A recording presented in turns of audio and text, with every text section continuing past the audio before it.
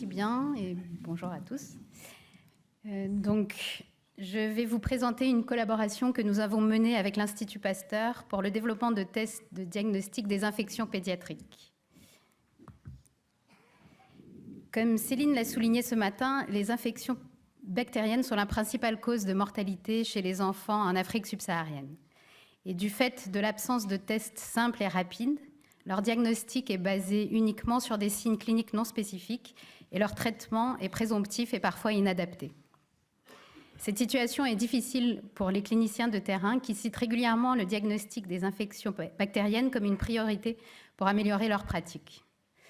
Ainsi, lorsque l'Institut Pasteur a proposé à MSF et Epicentre de s'associer pour monter des projets associant chercheurs et utilisateurs de terrain dans le domaine des maladies infectieuses, le développement de tests diagnostiques innovants et adaptés au terrain a été rapidement identifié comme axe prioritaire de recherche.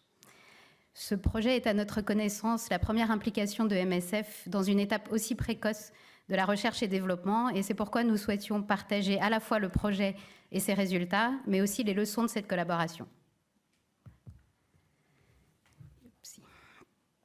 Les premières discussions initiées en 2007 ont principalement concerné la définition du projet commun.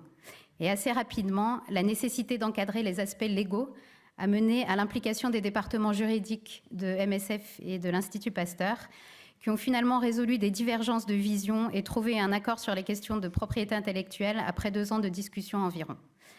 Les discussions sont ensuite un peu essoufflées autour des questions organisationnelles pour aboutir enfin à la signature d'un contrat cadre de collaboration en mai 2013. Ce contrat définissait entre autres la mise en place d'un comité de pilotage composé de 3 membres de l'Institut Pasteur, 2 membres de MSF et 1 membre d'Epicentre, et un budget total de 600 000 €, dont la moitié était prise en charge par MSF et l'autre moitié par l'Institut Pasteur. Les choses se sont ensuite accélérées avec les appels à projets en 2013 et le démarrage du projet sélectionné en janvier 2014. La définition des objectifs du projet n'était pas basée sur un profil de produit cible ou Target Product Profile détaillant précisément les caractéristiques du produit visé, mais plutôt sur les besoins cliniques et les contraintes de terrain exprimés par les cliniciens et référents laboratoires de MSF au cours d'une réunion à l'Institut Pasteur. Un appel à projet a ensuite été adressé à toutes les unités de l'Institut Pasteur et de son réseau international, et qui pouvaient aussi s'associer avec des collaborateurs scientifiques d'autres institutions. Ces projets devaient répondre aux besoins définis dans le domaine des maladies infectieuses pédiatriques avec un risque létal, avec le développement de tests qui pouvaient influencer directement les décisions thérapeutiques. 4 projets ont été soumis et le comité de pilotage a sélectionné le projet Child's Play que je vais vous présenter maintenant. L'objectif de ce projet était de développer un test moléculaire automatisé et simple pour la détection simultanée des 5 principales causes bactériennes de pathologies sévères chez l'enfant, à savoir le pneumocoque, les salmonelles, le staphylocoque doré, Haemophilus influenzae et Escherichia coli, et d'évaluer ses performances sur des échantillons de patients. Ce projet était une collaboration entre l'unité environnement et risques infectieux de l'Institut Pasteur, d'un laboratoire de microfluidique au CEA Leti, de l'Institut Pasteur de Madagascar et de l'hôpital de Mayotte. MSF et Epicentre se sont ensuite associés à ces 2 centres pour aider à la collecte d'échantillons cliniques. Le projet a été divisé en 3 activités principales. Tout d'abord, le développement des tests biologiques en tube, qui comprenait l'étape d'extraction simplifiée de l'ADN à partir d'échantillons sanguins, l'amplification moléculaire isotherme par la méthode LAMP et leur validation en laboratoire. La deuxième activité consistait à intégrer les étapes d'extraction et d'amplification dans une carte microfluidique et à développer un instrument permettant leur automatisation. Enfin, la troisième activité était l'évaluation de la performance sur des échantillons de patients collectés sur le terrain. Je vais maintenant vous présenter très rapidement ces activités et leurs résultats, à commencer par le développement de la méthode en tube. Pour l'étape d'extraction de l'ADN, l'objectif était d'avoir une méthode efficace tout en étant simple et adaptable au format microfluidique. Un volume de sang assez important, de 1 millilitre, était considéré nécessaire pour avoir une bonne sensibilité, mais ceci représentait des défis pour l'extraction et l'adaptabilité en format microfluidique. L'étape d'amplification ne s'est pas limitée au développement et à l'optimisation des méthodes pour les 5 pathogènes ciblés, mais a aussi inclus, entre autres, la lyophilisation des réactifs, l'ajout de contrôle interne et des tests de robustesse.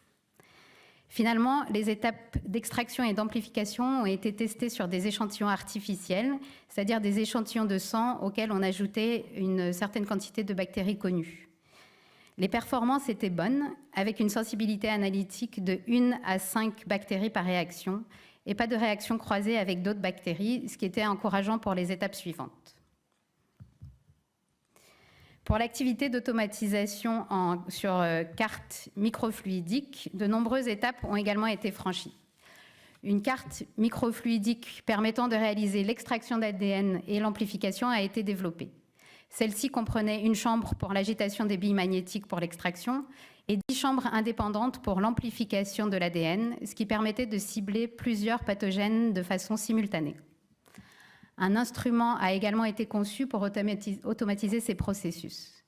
Cet instrument permettait de contrôler les flux de liquide dans le système et de faire une lecture de la fluorescence en direct. Il ne restait donc plus qu'une étape manuelle de dilution du sang et d'ajout des billes magnétiques avant de charger ce mélange dans la cartouche. Ce développement a nécessité de nombreuses optimisations, en particulier pour la manipulation de volumes importants pour la microfluidique, la manipulation de billes magnétiques et les étapes de chauffage. La plupart des difficultés rencontrées ont été surmontées, mais quelques problèmes d'optimisation des réactifs et de fluorescence non spécifiques subsistaient. Enfin, l'évaluation de la performance a été réalisée à partir d'échantillons de 1 ml de sang collectés dans le cadre d'études déjà en place ou mises en place spécifiquement pour ce projet à Koutiala, Mbarara, Madagascar et Mayotte. 1 ml de sang était collecté chez des enfants hospitalisés pour des maladies fébriles sévères, pour lesquelles une hémoculture était faite sur place à partir d'1 à 2 ml de sang. Les résultats de l'hémoculture étaient considérés comme le gold standard dans cette évaluation. Près de 2500 enfants ont été inclus au total et l'hémoculture était positive chez 10% d'entre eux, entre 4 et 21% par site. Parmi les hémocultures positives, 63% étaient positifs pour l'une des 5 bactéries ciblées par le test. Ce pourcentage variait assez largement, de 20 à 82% par site. Parmi les échantillons positifs pour les 5 bactéries ciblées et un sous-ensemble des échantillons négatifs, du Mali et d'Ouganda ont été envoyés à l'Institut Pasteur pour l'évaluation des performances. Pour 4 des 5 pathogènes, environ la moitié des échantillons positifs par hémoculture étaient détectés par le test en tube. Par contre, pour le Staphylococcus aureus, aucun des 10 échantillons positifs par hémoculture n'a été détecté par la méthode en tube. Globalement, les activités planifiées pour ce projet ont été réalisées en temps et en heure et en respectant le budget initial. Malgré une bonne performance sur des échantillons artificiels, le test en tube avait une sensibilité assez faible par rapport à la culture sur des échantillons de patients. L'impact anticipé du test sur le traitement des patients avec cette sensibilité était donc limité, puisqu'un résultat négatif ne pouvait pas être utilisé pour arrêter les antibiotiques, puisqu'on ne pouvait pas être sûr qu'il n'y avait pas d'infection bactérienne. Un résultat positif avait également un impact limité, étant donné que les patients recevaient la ceftriaxone comme traitement empirique et dans un contexte où les niveaux de résistance sont encore relativement faibles. Le comité de pilotage a donc décidé de ne pas donner suite au projet. Cette collaboration a mis en évidence de nombreux défis. Tout d'abord, sa mise en place a été très lente et laborieuse, en partie à cause de retard dans la communication, mais également à cause de divergences d'objectifs et de fonctionnement général des différentes institutions, et ce, malgré une vision commune sur ce projet précis. Au niveau du projet Child's Play, nous avons rencontré également des difficultés scientifiques et techniques. Tout d'abord, notre hypothèse ou notre espoir initial que les méthodes moléculaires seraient plus sensibles que la culture n'a pas été confirmé ici. Cette meilleure sensibilité des méthodes moléculaires n'est probablement pas toujours vraie, en particulier pour des échantillons avec de faibles charges bactériennes. Au niveau technique, le principal obstacle était l'extraction d'ADN qui avait posé des problèmes de transposition au format microfluidique. Les études sur le terrain n'ont pas permis d'atteindre la taille d'échantillon espérée pour chaque bactérie ciblée. Et enfin, pour le suivi du projet, il était difficile de coordonner les différentes compétences dont certaines étaient très techniques et en dehors de l'expertise du comité de pilotage. De plus, même si ce projet avait été initié entre l'Institut Pasteur et MSF, il y a eu quelques difficultés d'appropriation et de suivi à long terme par MSF, ce qui fait que ce projet est souvent perçu comme un projet épicentre. Une leçon importante de cette collaboration était la nécessité d'une définition très claire des besoins médicaux et des spécifications correspondantes dès le début du projet. Cette définition des besoins ne peut pas seulement refléter les souhaits des cliniciens, mais doit se baser sur un travail plus approfondi de modélisation de l'utilisation du test dans un algorithme clinique. Il est important d'impliquer très tôt des spécialistes des différents domaines dans le comité de pilotage ou dans des évaluations ad hoc, au risque sinon d'avoir des évaluations qui se focalisent uniquement sur les aspects scientifiques. Ici, nous n'avons pas du tout abordé les questions de transfert vers l'industrie et il reste donc beaucoup de questions ouvertes sur les difficultés que nous aurions rencontrées si les résultats avaient été plus prometteurs. Au niveau de l'implication de MSF et Épicentre, malgré les difficultés d'appropriation du projet déjà mentionnées, il y a une très bonne communication entre les différentes personnes qui étaient directement impliquées au niveau scientifique, juridique et de la direction, ce qui montrait une bonne flexibilité et réactivité au moment clé. Nous avons fait également de très bonnes contributions dans nos zones de confort, comme dans les discussions sur les contraintes techniques d'utilisation du test sur le terrain ou la collecte d'échantillons.